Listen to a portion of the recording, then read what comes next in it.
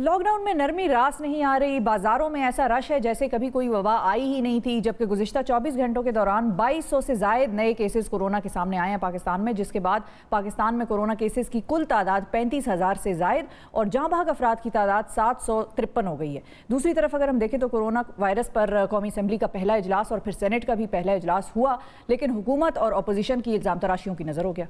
अब हो यह रहा है कि हुकूमत अपोजिशन और अपोजिशन हुकूमत पर सियासत के इल्ज़ाम लगा रही है। शाह महमूद कुरैशी साहब को पीपल्स पार्टी से सुबाइयत की बू आ रही है, जबकि पीपल्स पार्टी के चेयरमैन बिलावल भुट्टो शाह महमूद साहब से इस्तीफ़े का मुतालबा कर चुके हैं। सवाल यह है कि क्या ये वक्त सियासत का है? क्या कोरोना वायरस की वबा में हुकूमत और अपोजिशन का रवैया दुरुस्त है?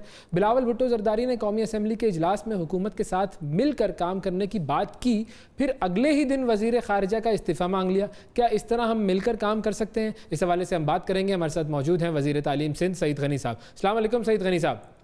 जी वालेकुम सलाम। सईद साहब, ये बताइए कि ये जो बात हो रही है कि असम्बली में एक दूसरे पर सिर्फ और सिर्फ इल्ज़ाम तराशियाँ चल रही हैं, कौमी असम्बली में बिलावल भुट्टो जरदारी ने हुकूमत के साथ मिलकर काम करने की पेशकश की, लेकिन फिर अगले ही दिन शाह महमूद कुरैशी साहब का इस्तीफ़ा मांग लिया। मतलब इस तरीके से तो मिलकर काम करने की फ़ज़ा कभी कायम नहीं हो सकती। देखिए, वैसे एक तो जो जहाँ पे पार्लिमानी जमहूरियतें चलती हैं और आप भी देख रहे हैं काफ़ी अच्छे से, हमेशा लीड हुकूमत लेती है। कोशिश हुकूमत की होती है कि पार्लियामेंट के अंदर और या अगर मुल्क में कभी यकजहती की ज़रूरत हो तो वो उसको लीड करें। वो अपोजिशन से रब्ते करते हैं, मीटिंग्स करते हैं, बैठते हैं और कन्विंस करते हैं हुकूमत को इस बात पर कि अपोजिशन को इस बात पर कन्विंस करते हैं कि हुकूमत के साथ दे, ताकि मुल्क में कोई भी जो चैलेंज है उसको मिलकर लड़ सके। बिल्कुल। यहाँ मुझे आप कोई एक स्टेटमेंट, कोई एक प्रेस कॉन्फ्रेंस, कोई एक एफर्ट बता दें वज़ीर आज़म पाकिस्तान का जो उन्होंने कोरोना की वबा के बाद जो है वो शुरू किया हो, जिससे ये तासुर दिया गया हो या जिससे ये राब्ता किया हो अपोजिशन से कि वो आए उनके साथ बैठें और इस लड़ाई में लड़ें। पहली प्रेस कॉन्फ्रेंस की थी चेयरमैन बिलावल भुट्टो जरदारी साहब ने 19 मार्च को, और जिसमें उन्होंने ये गुजारिश की कि वज़ीर आज़म साहब लीड करें, वज़ीर आज़म पाकिस्तान, और हम उनके साथ मिलकर काम करेंगे। उस प्रेस कॉन्फ्रेंस में मैं मौजूद था।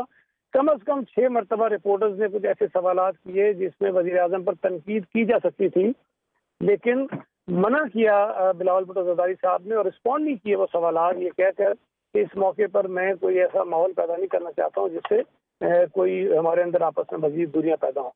तो हमने तो पहले दिन से कोशिश की और मैं अभी भी आपको चैलेंज करता हूँ। आप जब से कोरोना की वबा शुरू हुई है उस वक्त से लेकर अभी तक सिंध हुकूमत की जानिब से या इवन बिलावल भुट्टो जरदारी साहब की जानिब से कोई ऐसा स्टेटमेंट जो उन्होंने खुद दिया हो, जो उनकी तरफ से पहला बयान आया हो। ये मुमकिन है कि कहीं से कोई बात कही गई हो, हमने उसका जवाब जरूर दिया हो। हमने पहल बिल्कुल भी नहीं की और हम आज भी ये समझते हैं, बिल्कुल नेक नियति से समझते हैं कि कोरोना से हम नहीं लड़ सकते हैं तन तना जिस तरह ये हुकूमत आगे चला रही है निज़ाम से। इस वक्त सबको इकट्ठे होना है, लेकिन अगर बिलावल भुट्टो जरदारी साहब असम्बली में खड़े होकर कहते हैं जी मैं आपसे नहीं लड़ना चाहता हूँ, लेकिन उनका दूसरा वजीर खड़े होकर फिर उनकी लानतान शुरू कर देता है। इनका वजीर खारजा जो बहुत जिम्मेदार आदमी है, अगर बिलावल साहब ने कल कुछ बातें कही थी तो वजीर खारजा की तकरीर के जवाब में कही थी उन्होंने। आज मैंने देखा कि असम्बली में उसी किस्म के सवाल उठाए जा रहे हैं हुकूमत की जानिब से जो आमतौर पर अपोजिशन उठाती है। लेकिन अगर हम बिलावल भुट्टो साहब की तकरीर की बात करें तो उसके अंदर ऐसी कौन सी सजेशन उन्होंने दे दी हुकूमत को कि देखें भाई ये 3 पॉइंट एजेंडा है या ये लाया अमल है, इसको आप फॉलो कर लें तो काम अच्छा हो जाएगा। हमें तो किसी से भी कोई ऐसी तरफ से कोई बात नज़र नहीं आई। शाहिद खाकान अब्बासी साहब की तकरीर की अलबत्ता तारीफ हो रही है, लेकिन उसमें भी उन्होंने हुकूमत से सवाल किया कि आप बताएं कि स्ट्रैटेजी क्या है, वरना तो सिर्फ और सिर्फ तनकीद ही नजर आई है, कोई स्ट्रैटेजी देने के लिए तैयारी नहीं है। देखें, शाहिद खाकान अब्बासी साहब की तकरीर मैंने पूरी तो नहीं लेकिन काफ़ी सुनी, बहुत अच्छी भी तकरीर की उन्होंने।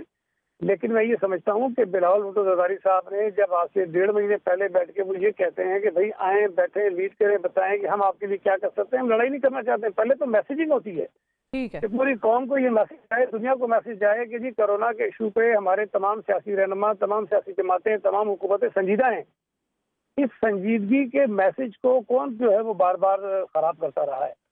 वज़ीर आज़म साहब खड़े होके अब तकरीर में ये कह रहे हैं अपने लोगों से, MPs MLA से कि तुम लोग अपने हलकों में जाओ।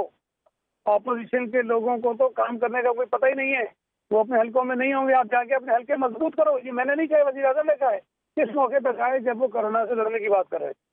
वज़ीर आज़म खड़े होकर ये कहता है कि जी अशराफिया ने जो है वो लॉकडाउन लगा दिया। वज़ीर आज़म खड़े होकर ये कहता है कि इस सूबे ने पैनिक होकर जो है वो लॉकडाउन का फैसला कर लिया। वो तो खैर अब सवाल वैसे भी उठ रहा है, लेकिन ये है कि अभी दोबारा लॉकडाउन की तरफ भी हमने सुना है और खबरों में भी ये आ रहा है कि कराची में बहुत सी मार्केट जो हैं वो बंद कर दी हैं। गुल प्लाजा हो गया या ज़ैनब प्लाजा भी गालिबन वो बंद कर रहे हैं, सील कर रहे हैं। तो इसके बारे में कुछ बता सकते हैं सर? देखिए, हमने जब ताजिरों से मुलाकात की थी ना पहली, ये फैसला करने से पहले कि ये बाजार खुलने हैं, उस वक्त भी हमने ये कहा था कि हम SOPs देंगे और उस पर स्ट्रिक्टली हम इम्प्लीमेंट करवाएंगे। अच्छा। हमने जब ये खोलने का फैसला किया तो चीफ मिनिस्टर साहब ने उस वक्त भी कहा उनको कि हम SOPs दे रहे हैं और अमल दरामद करवाना आपकी जिम्मेदारी है। लेकिन जो कुछ पिछले 2 दिनों से बाजारों में हो रहा है, सिर्फ सूबा सिंध में नहीं बल्कि शायद पूरे पाकिस्तान में यही हाल है जी। तो हमने ये वाजे कर दिया था ताजिरों की तमाम तंजीमों को कि अगर आप लोग SOPs से अमल दरामद नहीं करेंगे तो हम आपकी मार्केट्स और दुकानें सील करेंगे। और आज जो फैसला हुआ है या जो इक़दाम हुए हैं वो उसी का तसलसल है, उसी का नतीजा है। तो अब ये कब तक आप लोग सील रखेंगे? और ये भी फिर एक लॉकडाउन की नई शक्ल है, एक तरह से हम कह सकते हैं इसको?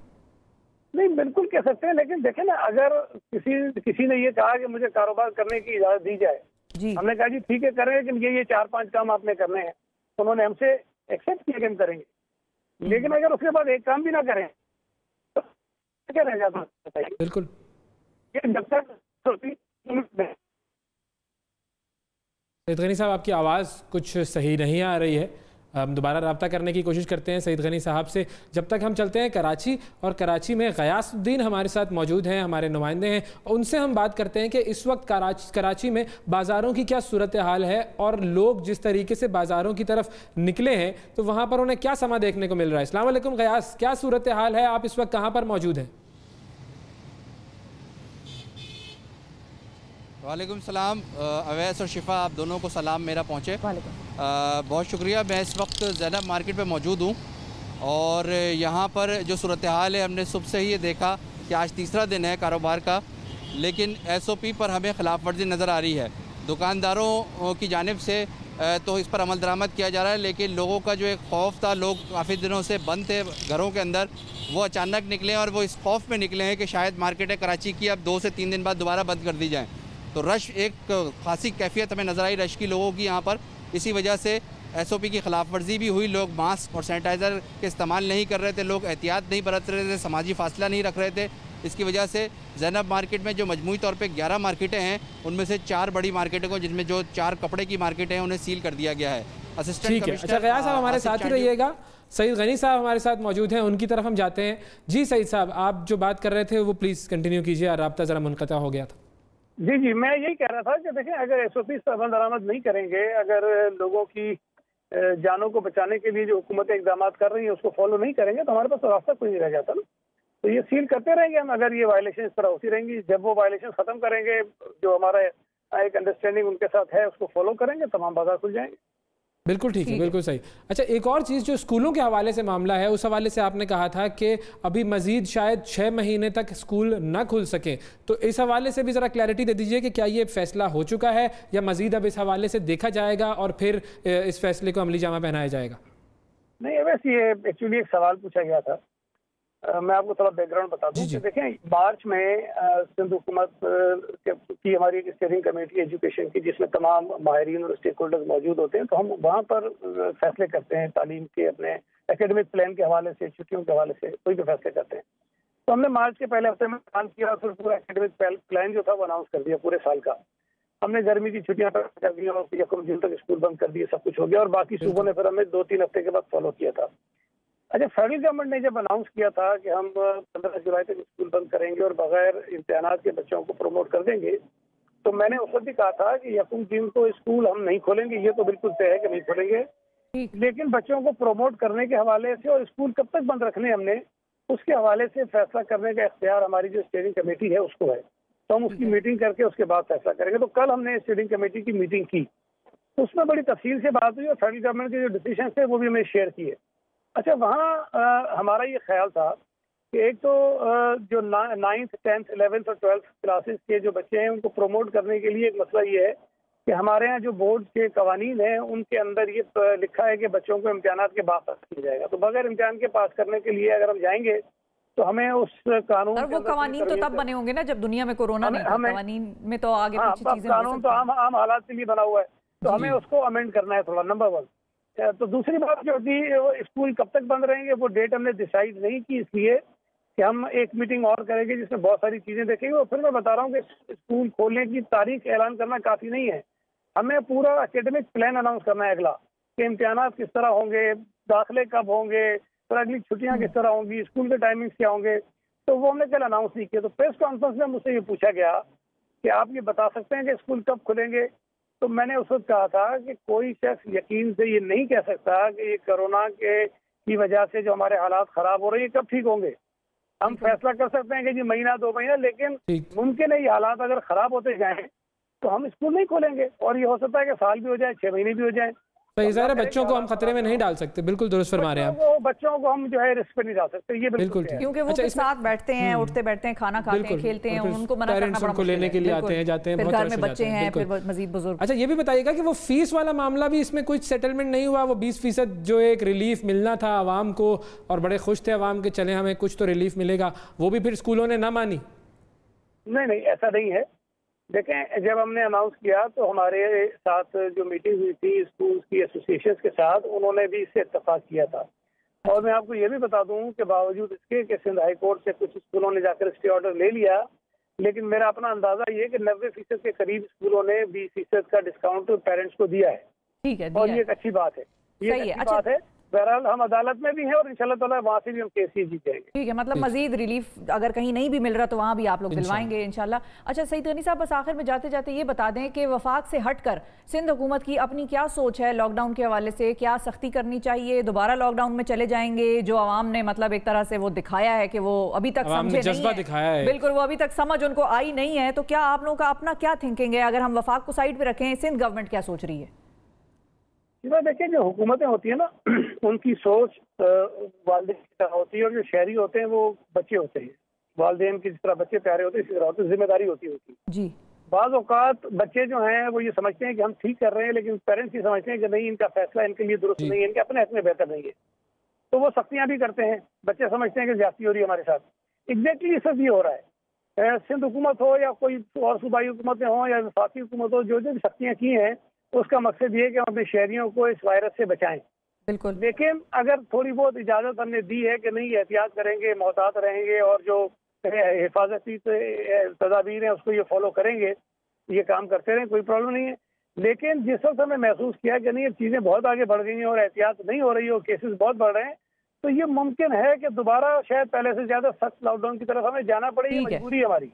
बिल्कुल ठीक, बहुत शुक्रिया सईद गनी साहब हमारे साथ मौजूद थे और हमें सिंध की और कराची की खास तौर पर सूरत हाल से आगाह कर रहे थे। गयास की तरफ हम वापस जाएंगे। गयास, ये बताइएगा कि ये जो मार्केट में जो दुकानदार हैं उनकी तरफ से क्या कोई आपसे कोई ऐसी बात हुई, उन्होंने क्या बताया कि क्यों वो इस तरह की जो पाबंदियाँ होनी चाहिए थी वहाँ पर वो इम्प्लीमेंट नहीं कर सक रहे हैं? अवैस, मेरी जो इन दुकानदारों से बात हुई, इनका ये कहना है कि हमारे पास जो दुकानदार है वो मास्क भी लगा रहे थे, दस्ताने भी पहने हुए थे, लेकिन जो लोगों का रश था उस रश को देखते हुए, उस कैफियत को देखते हुए असिस्टेंट कमिश्नर ने ये कार्रवाई की है। एक पॉजिटिव चीज़ जो हमने देखी कि अतीक मीर जो कि ऑल कराची ताजिर इत्तेहाद के चेयरमैन हैं, उनसे मेरी अभी थोड़ी देर पहले बात हुई। उनका ये कहना था कि हम इस कार्रवाई पर हुकूमत के साथ हैं और हम इस बात की यकीन दहानी दोबारा कराते हैं कि हम SOP पर अमल दरामद करेंगे। लेकिन इस वक्त जो कार्रवाई हुई है वो बिल्कुल दुरुस्त कार्रवाई हुई है। 4 मार्केटों के दुकानदारों की जानिब से खिलाफ वर्जी की जा रही थी और जो ख़रीदार वहाँ मौजूद थे उन्हें मुनज़्ज़म नहीं किया जा रहा था, तो इस पर कार्रवाई पे हमें कोई एतराज़ नहीं है। ठीक है, बहुत शुक्रिया। गयासुद्दीन हमारे साथ मौजूद थे और वाकई कार्रवाई होनी चाहिए। जब कार्रवाई होगी तभी शायद ये आवाम जो है उसे शायद कुछ शऊर आए।